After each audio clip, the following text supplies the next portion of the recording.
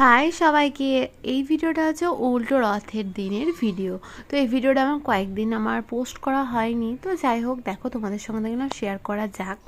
তো এখানে গোপু সোনাদেরকে কিন্তু আমি সুন্দর দেখে জামা পরিয়ে দিয়েছি, আর এখানে রাধাকৃষ্ণকেও কিন্তু সুন্দর দেখে জামা পরিয়ে দিয়েছি। আর এই দেখো জগন্নাথ দেব কিন্তু রথে আবারও চেপে পড়েছেন।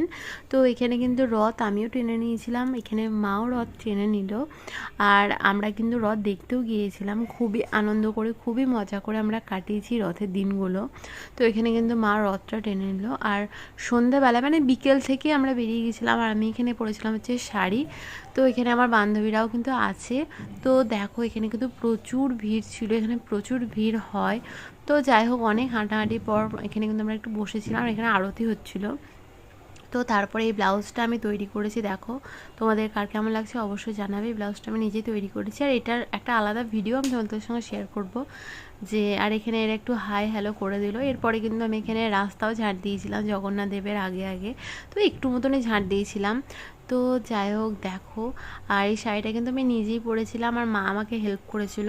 তো ওদের সঙ্গে ঘোরাঘুরি করার পর আবার চলে গেছিলাম মাকে নিয়ে আর একটু দেখতে, কারণ মা দেখেনি, তাই জন্য কিন্তু আবার উল্টো রথের দিন মাকে নিয়ে বেরিয়ে পড়েছিলাম। বাড়ির কাছাকাছি দাঁড়িয়েছিলাম, এখান থেকেই কিন্তু রথ গেল, সেটাই দেখতে পেলাম আমরা সবাই মিলে।